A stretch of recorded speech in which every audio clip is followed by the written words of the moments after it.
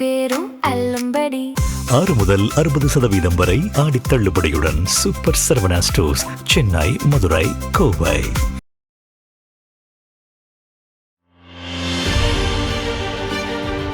Black and white நேயர்களுக்கு வணக்கம். அரசியல் சூத்திரம் நிகழ்ச்சியில் மூத்த பத்திரிகையாளர் சுவாமிநாதன் நம்முடன் இணைகிறார். வணக்கம் சார். வணக்கம். இந்த சனிக்கிழமை அப்படின்னாலே தாவே கால உலகத்தில் மாற்றுக் கட்சியினர் இணைவது அப்படின்னு ஒரு நிகழ்வு போயிட்டு இருக்கு. இந்த சனிக்கிழமையும் மாற்றுக் கட்சியிலிருந்து இணைந்திருக்கிறாங்க. அந்த நிகழ்ச்சியில முன்னாள் அமைச்சர் அதிமுகல இருந்து விலகி சென்ற சி விஜயபாஸ்கரும் மேடையில் இருக்கிறாரு. தாவேகாவின் பொதுச் செயலாளர் புசியானந்த் சொல்றாரு, விஜயை நம்பி வந்தவர்கள் யாரும் கெட்டு போனதில்லை.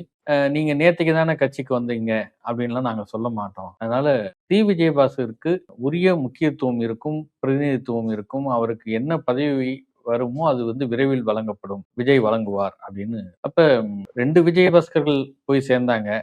அதுல சி விஜயபாஸ்கருக்கு ஒரு முன்னுரிமை அப்படின்ற அடிப்படை பார்க்கிறதா, இல்ல அதிமுகவிலிருந்து போன மற்றவர்களுக்கும் சேர்த்து பதவி அது விரைவில் வழங்கப்படும் அப்படி எடுத்துக்கலாமா, இல்ல விஜயபாஸ்கருக்கு ஏதாவது ஸ்பெஷல் இது இருக்கா? விஜயபாஸ்கர் அவர்கள் தொடர்ச்சியாக தாவேகாவை அணுகி கொண்டே இருக்கிறார். மற்றவர்களாக இணைந்தவர்கள் சோர்ந்துட்டாங்க பல பேர். உதாரணத்துக்கு கடம்பூர் ராஜ் அவரெல்லாம் வெளிப்படையாகவே பேச ஆரம்பித்து விட்டாராம். அவருடைய நண்பர்கள், நெருங்கிய நண்பர்கிட்ட எல்லாம் பேசுற பொழுது கிட்டத்தட்ட ரெஸ்பான்ஸ் இல்ல பெரிய அளவுல, நம்மலாம் புதிதாக வந்தவர்களை போல பாக்குறாங்க. அவருடைய திரைப்படங்கள் பிரச்சனையாக இருந்த பொழுதே கடம்பூர் ராஜ் அவர்களை தேடி விஜய் அவர்களை சென்றிருக்கிறார். அப்படி இருந்தது கடந்த காலம். இன்றைக்கு நமக்கெல்லாம் இங்க உரிய மரியாதை எல்லாம் இல்ல என்பதாக பல அதிமுக முன்னாள் அமைச்சர்கள் இங்கிருந்து நகர்ந்து சென்றவர்கள் கிளம்பிக் கொண்டே இருக்கிறார்கள். ஒன்று. இன்னொன்று, விஜயபாஸ்கர் அவர்களை பொறுத்தவரை மற்றவர்கள் எல்லாம் கொஞ்சம் சோர்வாக இருந்தாலும் விஜயபாஸ்கர் ஒரு நம்பிக்கையோட சொல்லுங்க. இன்னும் எனக்கு கிடைத்த தகவல்கள் என்ன சொன்னாங்கன்னா, அங்க இருக்கக்கூடிய அதிமுகவே கண்டித்து அதை அறிக்கை விட்டாங்க. அதிமுகவினுடைய இப்ப இருக்கக்கூடிய நிர்வாகிகள் எல்லாம் கூட அதை வெளிப்படையாக சொல்லியிருந்தாங்க. அங்க இருக்கக்கூடிய தாவேகா ஒன்றிய செயலாளர்களுக்கு எல்லாம் தன்னோட சொந்த பணத்துல கார் வாங்கி தரேன்னு சொல்லியிருக்காரு. நானே கார்லாம் வாங்கி தரேன், எனக்கு கொஞ்சம் சப்போர்ட் பண்ணுங்க, என் கூட வாங்குங்கிறாங்க. பர்வேஸ் அந்த ஏரியால அவருடைய அப்பாவும் இவரும் சேர்ந்து அரசியல் செய்தவர். பர்வேஸோடைய அப்பா அண்ணா திராவிட முன்னேற்ற கழகத்தை சேர்ந்தவர், சிறுபான்மையினர் அணியில இருந்தார். அவருடைய அரசியல் வாழ்க்கையில பல சறுக்கல்கள் வந்ததுக்கு விஜயபாஸ்கர் அவர்கள் காரணமாக இருந்தார். அப்படியெல்லாம் இருக்கிற பொழுது அங்க ஒரு பெரிய குழப்பமும் இருக்கு. அவர்கிட்ட அதை ஸ்டாண்ட் பண்ணி நிக்கிறதுக்கான வலிமையும் இருக்கு, மக்களும் அவரை அங்கீகரிச்சிருக்காங்க. குட்கா வழக்கு துறை பல விவகாரங்கள் பேசினாலும் இவ்வளவு பெரிய விஜயநிலையும் அவர் 60,000 ஓட்டுகள் வித்தியாசத்துல ஜெயிக்கிறார். அப்ப தொடர்ந்து இன்னொரு வகையான தகவல்கள் கசிந்துகிட்டே இருக்கு. அதுல என்ன சொல்றாங்கன்னா,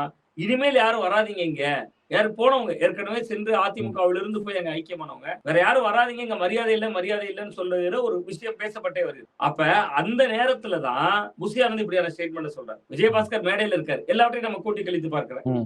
விஜயபாஸ்கர் மேடையில இருக்காரு. இங்கு வந்தவர்கள் யாரையுமே இன்றைக்கு வந்தோம் நாங்க சொல்ல மாட்டோம், உரிய நேரத்தில் அங்கீகாரம் செய்வோம், மரியாதை செய்வோம் சொல்றதன் மூலமா இந்த இணைப்பு விழாக்கள் நீர்த்து போய்விடக் கூடாது. இதுதான் மிக முக்கியமான அவர்களுடைய அஜெண்டா நான் நினைக்கிறேன். உள்ளாட்சி தேர்தலுக்கு தயாராகணும், அடுத்தடுத்த தேர்தல்களுக்கு தயாராகணும். கட்சி கட்டமைப்பை உறுதிப்படுத்தணும். அதுக்கு அதிமுக நபர்கள் வரணும். அவர்கள் வரணும், வர்றது நின்றக்கூடாது. தொடர்ந்து ஊடகங்கள் வீக்லி மேகசின்ஸ்ல எழுத ஆரம்பிச்சாங்க. நிறைய பேர் அதிருப்தியில இருக்காங்க போனவங்க அப்படிங்கறதெல்லாம் சுட்டி காட்ட ஆரம்பிச்சு.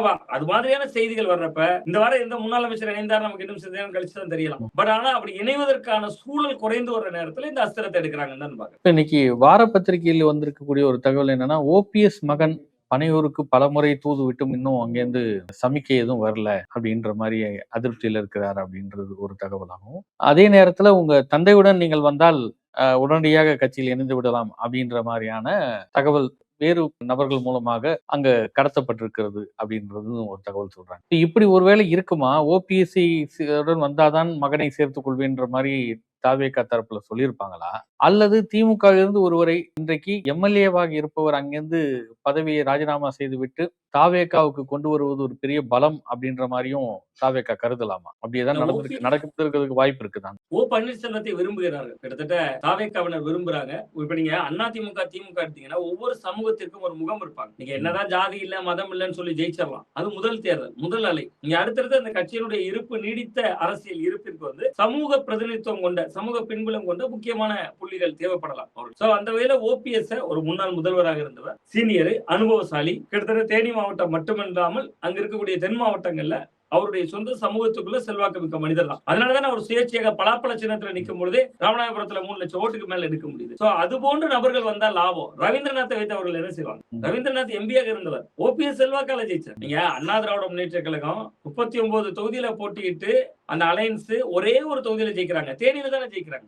தேனியில பாத்தீங்கன்னா 2019 சொல்றேன். EV.K.S. இளங்கோவன் தோல்வி அடைகிறார். அப்ப அது ஓபிஎஸ்னுடைய செல்வாக்கு. அப்ப கிட்டத்தட்ட அப்ப அவர்கள் அதைத்தான் மதிப்பீடு செய்யறாங்க. ஒன்று. 2வது ஓபிஎஸ் வர்றதுலதான் அவர்களுக்கு லாபம், இரட்டை லாபம் இருக்கு. ஒன்று, திமுகவில இருந்து கணக்க தொடங்கிட்டோம். திமுகல இருந்து கணக்க தொடங்கிட்டோம்னா ரொம்ப சாதாரண நபர்கள் வந்தா போதாது. ஒரு முன்னாள் முதல்வராக இருந்தவர் இன்னும் திமுக அவருக்கு பொறுப்பு கொடுக்கல. நம்ம அந்த இடத்தையும் நம்ம பொருத்த வேண்டியிருக்கு. அவர் அங்க எவ்வளவு பெரிய பொறுப்புல இருந்தார். அதிமுகவுடைய ஒருங்கிணைப்பாளராக இருந்தவர். ஒருங்கிணைப்பாளர், இணை ஒருங்கிணைப்பாளர் என்று கட்சி செயல்பட்ட போதே அவர் ஒருங்கிணைப்பாளராக இருந்தவர். ஜெயலலிதா அவர்கள் சிறைவாசம் சென்ற போதெல்லாம் முதல்வராக இருந்தவர். இணைந்து இவ்வளவு நாள் ஆகிவிட்டது. இன்னும் ஒரு பெரிய பொறுப்புகள் எதுவும் வரல. ஆடி தள்ளுபடி அத்தனை பேரும் அள்ளும்படி 6 முதல் 60% வரை ஆடி தள்ளுபடியுடன் சூப்பர் சரவணா ஸ்டோர்ஸ், சென்னை, மதுரை, கோவை. அது எல்லாவற்றையும் செலுத்திதான் காய் நகர்த்துறாங்க. ஓபிஎஸ் அவர்கள் அதை அப்படியே நிராகரித்து விடுவார், போவே மாட்டார் அப்படிங்கிறதுல எனக்கு உடன்பாடு இல்லை. பேசிக்கொண்டிருப்பார். அவருக்கு வேறு சில வகைகள்ல திமுக அரசு மீண்டும் அமைந்திருந்தால் சில லாபங்கள் இருந்தது. அது அவருடைய ஒரு பர்சனல் சார்ந்து, அவருடைய நீண்டகால சொத்துரிமைகள் சார்ந்த விஷயங்கள் நம்ம நினைத்துக்கலாம். அதுல திமுக ஆட்சி வந்திருந்தால் அவருக்கு லாபம் இருந்தது. இன்னைக்கு இந்த ஆட்சியும் வரல. ஒரு சாதாரண சட்டமன்ற உறுப்பினராக இருப்பதற்கு அவர் இவ்வளவு தூரம் அரசியல் பயணம் செய்திருக்க வேண்டாம். சோ அப்ப அவருக்கும் அந்த ஆர்வம் வரலாம். அந்த ஆசையை தூண்டுகிற வேலையை தமாகவினர் செய்வாங்கன்னு தான் நான் நம்புகிறேன். வெறுமனே ரவீந்திரநாத்தை வைத்துக் கொண்டு அவர்களுக்கு பலனில்லை என்று யூகித்தார். சனிக்கிழமையிலிருந்து மாற்றுக் கட்சியினர் வந்து இணையும் நிகழ்ச்சிகளும் தொடர்ந்து கொண்டிருக்கும் போது தாவேக அமைச்சர் ஜெகதீஸ்வரி வார பத்திரிகையில் அளித்திருக்கக்கூடிய பேட்டியில அந்த ஒரு சமீபத்தில் வெளியான தொலைபேசி உரையாடல் ஆடியோ குறிப்பிடும் போது அவர் சொல்கிற விஷயம் என்ன, தாவேகாவுக்கு அதிமுகவிலிருந்து வந்தவர், அப்போது அவர் ஒப்பந்தங்களை எடுத்து செய்து கொண்டு ஒரு ஒப்பந்ததாரர், அரசு ஒப்பந்ததாரராக இருந்தவர். தாவேகாவில் இணைந்த பின்னும் ஏதோ ஒரு பொறுப்பை வாங்கி கொண்டு அதை பயன்படுத்தி கொண்டு அந்த வேலைகளை செய்யறாங்க. இது இப்பெல்லாம் நம்ம ஒப்பந்தங்களை வந்து ஆன்லைன்ல கொண்டு வந்துட்டோம், வெளிப்படைத்தன்மை இருக்கிறது, ஆனால் இந்த மாதிரியான லேபிள்களை பயன்படுத்துறாங்க அப்படின்ற மாதிரி அதை கண்டிக்க வேண்டிய இடத்துல இருந்தா நம்ம அதை முறைப்படுத்துறோம், அதற்காக நடந்த விஷயம் அப்படின்ற மாதிரி அவங்க சொல்றாங்க. அப்ப இந்த முறைகேடு விஷயத்தில் ஈடுபடுபவர்கள் அல்லது தாவேக அரசாங்கத்திற்கு ஏதாவது ஒரு அவப்பெயர் உண்டாக்குபவர்கள் அப்படின்னா அது தாவேகாவினர் இல்ல, மாற்றுக் கட்சியிலிருந்து வந்தவர்கள் அல்லது அதிமுகவிலிருந்து வருபவர்கள் அப்படின்ற ஒரு பொருள் படும்படியாக அது இருந்தால், அது ஒரு நபரை தான் அவர் சொன்னார், அனைவரையும் நம்ம அப்படி எடுத்துக்கொள்ள கூடாதுன்னு நினைச்சா இந்த விமர்சனங்களும் ஒருவேளை தாவேகாவுக்கு வருவதற்கு இல்ல ஒரு சற்று சங்கடத்தை உண்டாக்குமா? உருவாக்கத்தான் செய்யும். இது குறிப்பா அந்த மாவட்டத்துல பெரிய அதிர்வு உருவாக்கும். வெளிய அளவுல ஏற்படுத்தும் என்பதை தாண்டி விருதுநகர் மாவட்டத்துல நாளைக்கு இன்னொருத்தர் போய் தாவேகால போகணும்னு ஒரு தலைவர் நினைத்தாருன்னா, ஐயா நம்ம ஒரு டெண்டர் கூட எடுக்க விடாதுங்க. இப்ப ஏன்னா நிறைய பேருக்கு ஆர்வம் வருது. காரணம் என்னன்னா, இப்ப டாஸ்மாக் வந்து கிட்டத்தட்ட தனியார் மையத்தை நோக்கி போகுது. அப்ப நிறைய பலன்கள் இனிமேல் இருக்குன்னு நினைக்கலாம். அப்ப அப்படியான காய் நகர்த்தல் நகர்கிற பொழுது அது போன்ற மாவட்டங்கள்ல பாதிக்கும் ஒன்று. ஆனா இன்னொன்று அந்த அம்மா சொல்றதுல கொஞ்சம் ஏற்புடையதுன்னு நான் பாக்குறேன். நீங்க திமுக அதிமுகல இருந்தவங்களுக்கு தான் ஒரு ஆளுங்கட்சியாக இருக்கிற பொழுது என்னெல்லாம் பணம் வருவதற்கான வழி இருக்குங்கிறது தெரியும். சோ அதுக்கு ட்ரை பண்ணுவாங்க. தாவேகாவினர் மாட்டதெல்லாம் வரலாம், பாலியல் புகாரா தானே இருக்கு. நீங்க பாலியல் புகார்ல இருந்து திருட்டு வழக்கல்ல இருந்து எல்லாத்துலயும் தாவேகா நிர்வாகிகள் நீக்கம் செய்து வருது. அவர்கள் இன்னும் இந்த ஊழலுக்கு பழகல. அப்ப இங்கிருந்து இடம்பெயர்ந்தவர்கள், நான் சொல்றது கடைமட்ட அளவுல ஊழலுக்கு ஒருவேளை ஏற்கனவே இந்த ஊழல் என்று நான் கூட சொல்லல. டெண்டர் என்றாலே அதுல வந்து ஏதோ ஒரு வகையில ஒரு முறைகேடுகளும் கூடவே ஒட்டி பிறந்த இரட்டை குழல் துப்பாக்கி மாதிரி வந்தது. இன்னும் சொல்வதாக இருந்தா சார், தொடர்ந்து சொல்றாங்க பார்ட்டி ஃபண்ட் பத்தி பேசுறாங்க. பார்ட்டி ஃபண்டை ஒழிச்சிட்டோம், உடனே ஒரு தனியார் பள்ளி கூட்டமைப்பு வர்றாங்க. போன தடவை எங்களுக்கு லைசன்ஸ் புதுப்பிக்க 5 லட்சம் ரூபாய் கொடுத்தோம் சார், இந்த தடவை 5 லட்சம் ரூபாய் இல்ல, எல்லாருக்கும் அப்படியே கேட்டவங்களுக்கு எல்லாம் கொடுத்துட்டாங்க. ஆம்னி பஸ் வர்றாங்க, யூனியன் வர்றாங்க. எங்களுக்கு ஒவ்வொரு தடவையும் பஸ் லைசன்ஸ் நீட்டிப்புக்கு எங்களுக்கு வந்து பணம் கேட்பாங்க, இந்த தடவை அதெல்லாம் கேட்கலங்கிறாங்க. சரி, சாமானியன் கன்னியாகுமரியில இருந்து சென்னை போனா ஆம்னி பஸ் கட்டணம் அப்ப குறைந்திருக்கணுமே, அல்லது சனி ஞாயிறுல அதே நிலையில இருந்திருக்கணுமே, அது இல்ல. சரி, ஏதாவது தமிழ்நாட்டுல பள்ளிக்கூடங்கள்ல, தனியார் பள்ளிக்கூடங்கள்ல கட்டணத்தை குறைச்சிருக்காங்க, அல்லது மாணவர்கள் கட்டணத்தை எங்களுக்கு அரசு வாங்கலைங்க, 5 லட்சம் ரூபாய் வாங்கல. பள்ளிக்கூடத்துல 1000 பிள்ளைங்க படிக்கிறாங்க, நாங்க அந்த 5 லட்சத்தை அப்படியே ஆளுக்கு ஒரு 2000 3000 ரூபாய் பிரிச்சு கொடுத்துறோம், திருப்பி பீஸ் வாங்கிக்கங்கன்னு எந்த பேரண்ட்ஸுக்கு வந்துச்சு? அப்ப நீங்க ஊழல் ஒழிப்பு என்பது ஒன்று, பார்ட்டி ஃபண்ட் ஒழிப்பு என்பது ஒன்று, அதனுடைய பலனை என்ஜாய்மெண்ட் பண்ண வேண்டியது யாரு? Common people. அதுவே வந்து சேரலைங்கிறது. பல முரண்கள் இருக்கு. பட் 70-80 நாட்களே ஆன ஒரு அரசு, அவர்கள் அதை சரி செய்ய வேண்டும் என்பது எதிர்பார்ப்பு. இந்த மின் கட்டணம் அது வந்து முன்னாள் முதலமைச்சர் மு.க. ஸ்டாலின் சொல்லிய அளவுக்கு 3 லட்சத்தி சொச்சம் அளவுக்கு வந்து புகார்கள் வந்திருக்குன்னு சொன்னாரு. அப்படிலாம் எதுவும் இல்லை.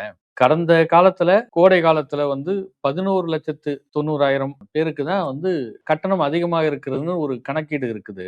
இந்த ஆண்டு வந்து 6,50,000 அளவுக்கு தான் இருக்கு. இது நாங்க நடத்தின ஆய்வுல எடுத்தது, இது புகார்கள் எல்லாம் இல்ல அப்படின்ற மாதிரி நிர்மல்குமார் சொல்றாரு. இந்த கூடுதல் விவகாரம் என்னன்னு ஆய்வு செய்து கொண்டிருக்கிறோம்.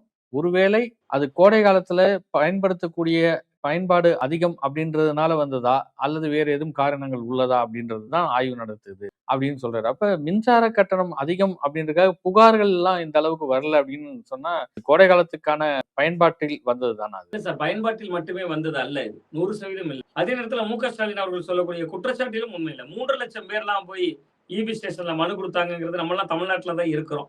தமிழ்நாட்டுல எத்தனை பேர் வந்து புகார் சொல்லக்கூடிய ஆற்றலோடு முதல்ல ஆன்லைன்ல அப்ளிகேஷன் கொடுத்து ஒரு புகார் சொல்லுவாங்க, அல்லது நேர்ல போய் புகார் சொல்லுவாங்க.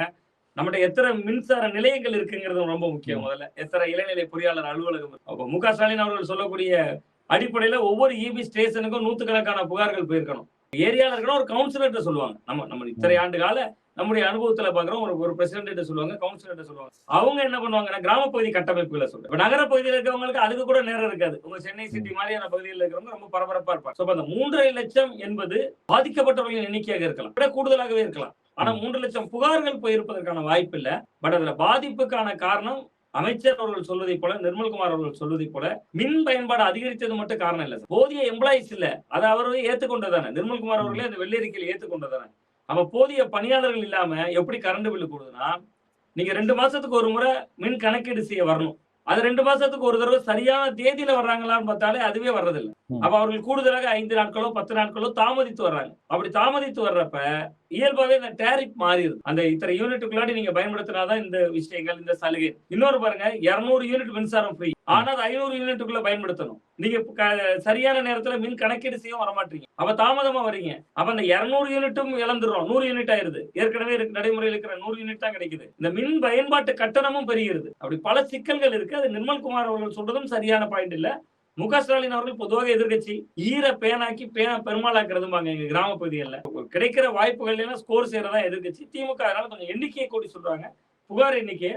பட் பாதிக்கப்பட்டவர்களுடைய எண்ணிக்கை ரொம்ப அதிகம். நம்ம சாதாரணமா நண்பர்கள்ட்ட பேசினாலே எங்க வீட்டு கரண்ட் பில் 3000 ரூபாய் தான் வந்துரும், 6000 ரூபாய் வந்துருச்சு, 5500 வந்துருச்சுங்கிறாங்க. இவ்வளவுக்கு மின்தடை இருந்தது. நீங்க பல பகுதிகளில் தமிழ்நாட்டுல கன்னியாகுமரியில இருந்து சென்னை வர, காஞ்சிபுரம் வர எல்லா பகுதிகளிலும் மின்தடையும் இருந்திருக்கு. எவ்வளவுக்கு தடையில்லா மின்சாரம் இல்லையே.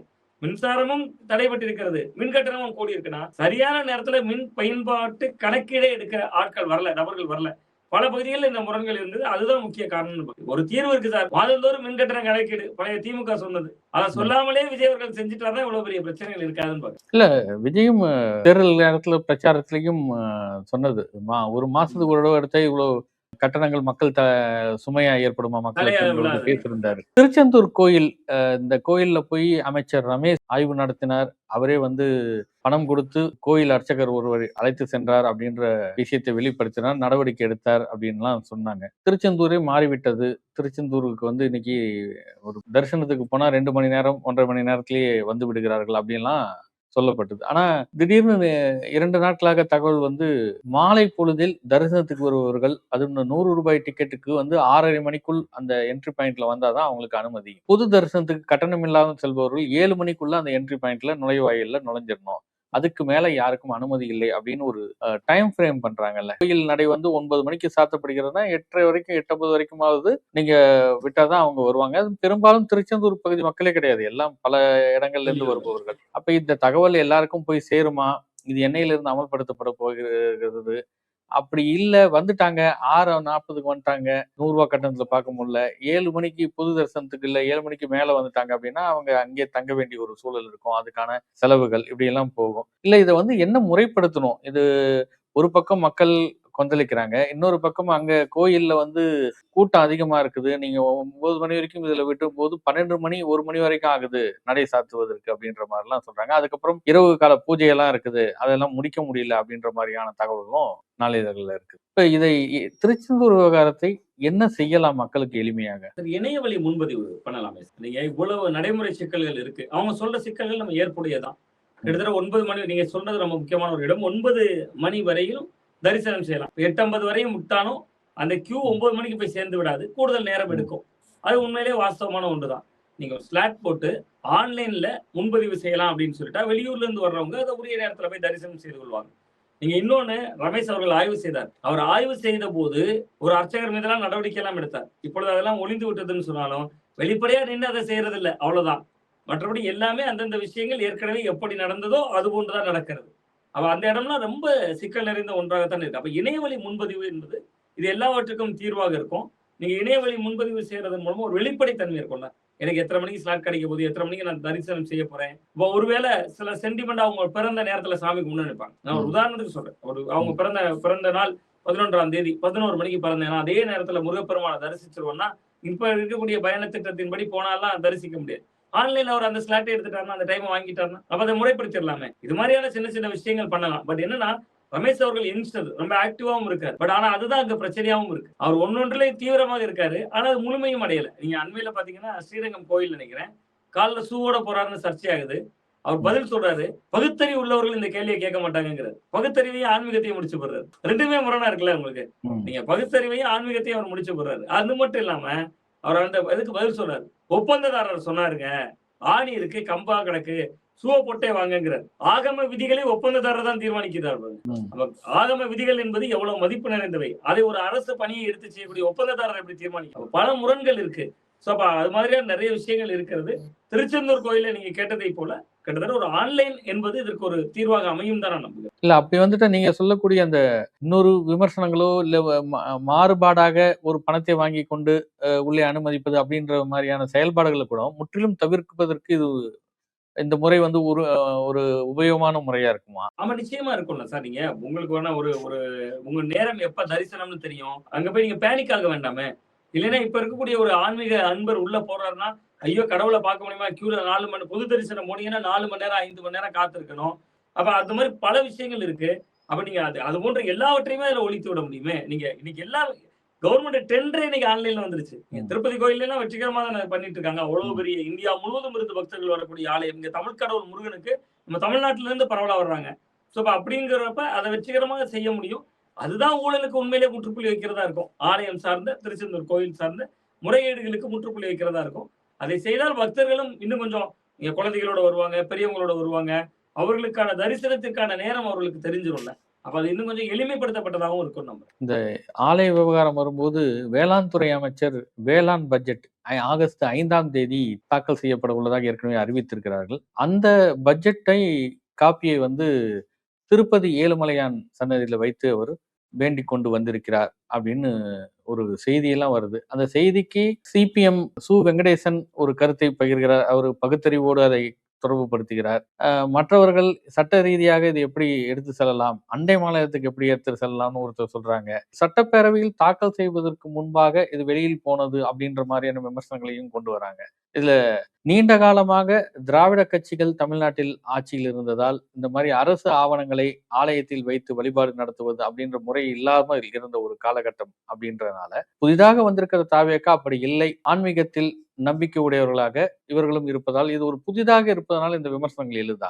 ஆமா சார். இது அந்த அமைச்சரின் தனிப்பட்ட மத நம்பிக்கை அதுதான் இதுல மிதமிஞ்சி இருக்கு. பட் அவருடைய தனிப்பட்ட மத நம்பிக்கையில புதிதாக ஒரு சொத்து வாங்குறாருன்னா அந்த சொத்து பத்திரத்தை எடுத்துட்டு போலாம், தப்பு இல்ல. அது அவருடைய மத நம்பிக்கை, தனிநபர் சார்ந்த நம்பிக்கையாகவும் அது இருக்கு. அமைச்சராக பொறுப்பேற்கிற பொழுதே என்ன சொல்றீங்க, என்னுடைய ரகசியங்கள், என் பார்வைக்கு வரும் ரகசியங்கள் எதுவாக இருந்தாலும் அதை நான் தற்காப்பேங்கிறது தான் அந்த பிரமாண வாக்குமூலம். ரகசியம் தானே இது. பட்ஜெட் அறிக்கை என்பது நீங்க 6ஆம் தேதி தான் நீங்க சமர்ப்பிக்க போறீங்கன்னா அதுவரை அது ரகசியம் தானே. ரொம்ப ரொம்ப முக்கியமா ரகசியமாக அதுல எந்த துறைக்கு அந்த வேளாண் துறையில எந்தெந்த திட்டங்களுக்கு எவ்வளவு ஒதுக்க போறீங்கிறதுலாம் ஒரு அமைச்சருக்கு மட்டுமே தெரிந்திருக்க வேண்டிய ரகசியம் தானே அன்று வரை. இதுல மாற்றம் இருக்கலாமே. ஒருவேளை 3ஆம் தேதியோ 4ஆம் தேதியோ அதிகாரிகள் யாராவது நீங்க அதை பண்ணது தப்பு, இப்ப இது வெளியில் கசிந்து விட்டது. நீங்க திருப்பதி ஏழுமலையான் கோயில்ல கொண்டு போய் நீங்க வைக்கிற போது உங்களோட வர்றாங்களே ஒரு குழுவினர், அந்த குழுவினர் கையில தான் அந்த கோப்பு இருக்கும். அப்ப அதுல பல முடிச்சுகள் இருக்கிறது. அவருடைய நம்பிக்கை என்பது ஆன்மீக நம்பிக்கை, அதுல நம்ம குறைத்து மதிப்பிட முடியும். அவருடைய நலன் சார்ந்த விஷயங்கள்ல அவர் ஒரு சொத்து வாங்குகிறார் அல்லது ஒரு வாகனம் வாங்குகிறார், அவரோட சாவியை கொண்டு வைக்கிறார், நமக்கு விமர்சனமே இல்லை. நீங்க கிட்டத்தட்ட ஒரு 8 கோடி மக்களுக்கான, அதுல ரொம்ப குறிப்பாக விவசாய பெருங்குடிகளுக்கான ஒரு பெரும் பிரச்சனை பட்ஜெட்டை எதிர்நோக்கி இருக்காங்க. சோ அதை கொண்டு வைப்பது என்பது இன்னொன்று. எல்லோருக்கும் பொதுவான ஒரு அமைச்சர். நீங்க அப்படியே வர்ற வழியில ஒரு வேளாங்கண்ணி கோயில்ல அப்படியே ஒரு நாகூர் தர்கால அப்படி வைக்கக்கூடிய, எப்படி வைத்தாலும் தவறு இருந்தாலும் சொல்றேன் நான், அப்படியாக ஒரு தன்மை இருந்தால் கூட அது ஓகே. அவர் எல்லாம் ஒரு சர்வ மத நல்லிணக்கத்தை விரும்பக்கூடியவர் என்று சொல்லலாம். ஒரு குறிப்பிட்ட மதத்திற்குள் அவர் தன்னை அடைத்துக் கொள்கிறார் ஒன்று. இன்னொன்று, இது போன்ற அணுகுமுறைகள் ஒரு தவறான முன்னுதாரணமும் ஆகிவிடும் சார். தாவேக்காவோட கொள்கை தலைவர் பெரியார். நீங்க அந்த கொள்கை தலைவருக்கு கண்டிஷன் சப்ளை போட்டாங்க, கிட்டத்தட்ட நிபந்தனைகளுக்கு உட்பட்டது. அவரோட கடவுள் மறுப்பு கொள்கை மட்டும் எங்களுக்கு உடன்பாடு இல்லை அப்படிங்கிறது அவர்களுடைய நிலைப்பாடு. சோ அப்ப அந்த கிட்டத்தட்ட ஒரு பக்கம் பெரிய நீங்க இன்னொன்னு நான் தான் சொன்னேன், நிறைய கொள்கை முரண் இருக்கு உங்ககிட்ட. முதல்வர் அவர்களை சந்திக்கிறப்ப இந்து சமய அறநிலையத்துறை அமைச்சர் ரமேஷ் என்ன பண்றாருன்னா, ஒரு கிறிஸ்தவம் சார்ந்த ஒரு புத்தகத்தையும் கொடுக்கிறாரு, கூடவே ஒரு பெரியார் படமும் கொடுக்குறாரு. அப்ப இது எல்லாமே இவர்கள் ஏதோ ஒரு மீடியா ரீல்ஸ் அந்த மோகம் அதுக்குள்ள மட்டுமே தான் இருக்கிறது போன்ற ஒரு தோற்றம் தருகிறது. சோ அந்த வகையில தான் இதுவும் இவருடைய மிதமிஞ்சின ஒரு ஆர்வ மிகுதி. திருப்பதி ஏழுமலையான் பக்தராக இருந்திருப்பார், அதுல தவறு இல்லை. பட் ஆனா இது போன்ற நடைமுறைகள் கிட்டத்தட்ட 60 ஆண்டுகளாக தமிழக அரசியல் மரபுல இல்ல. நம்ம மரபு அந்த மரபு இல்ல, தமிழகத்தினுடைய திராவிட கட்சிகளுடைய மரபு அது இல்லை. அந்த மரபை இவர்கள் உடைக்கிறார்கள். அல்லது முதல்வருக்கு தெரிந்தெல்லாம் இவர் செய்திருக்க மாட்டார், இவராகவே ஒரு சுயார்வத்தின் பேர்ல செய்கிறார். அப்படி என்றால் கோப்புகள் எங்க வேண்டுமானாலும் பயணிக்கலாம் என்பது முதல்வருக்கே ஆபத்தானது. இன்னைக்கு இந்த கோப்பு வந்துருச்சு. இன்னைக்கு நீங்க ஒரு பட்ஜெட் விஷயத்துல அவர்கள் என்ன பேச போகிறார், அது என்ன திட்டங்களுக்கு என்னென்ன ஒதுக்கீடு என்பது வெளியில் வந்து, நாளைக்கு வேளாண் துறை சார்ந்த முக்கிய ஆவணங்களோ முக்கியமான தகவல்களோ இது போன்று வேறு மாநிலத்துக்கு போவதில் என்ன உத்தரவாதம் இருக்கு? சோ அப்ப அது இயல்பாகவே அதை கேள்விக்குள்ளாக்க வேண்டியது முதல்வர் தான். நம்ம எல்லாம் விட கூடுதல் பொறுப்பு அவர் துறை சார்ந்த அவருக்கு கீழ் பணியாற்றக்கூடிய ஒரு அமைச்சரவை என்கிற முறையில் இது எப்படி ஒரு அரசினுடைய கோப்பு அது வெளியில் வருவதற்கு முன்பு என்றாலும் வந்தாலும் சரி, ஒரு வெளிமாநிலத்திற்கு அதை எப்படி எடுத்து செல்லலாம் என்பது உண்மையிலேயே முதல்வரே இதுல தலையிட வேண்டிய ஒரு சமாச்சாரம் தான். நன்றி.